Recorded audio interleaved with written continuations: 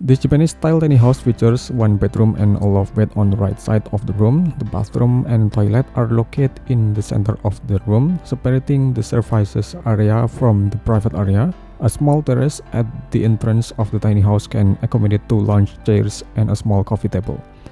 The service area on the left side of the tiny house is dominated by transparent glass openings at the front and corners, making the interiors feel more spacious.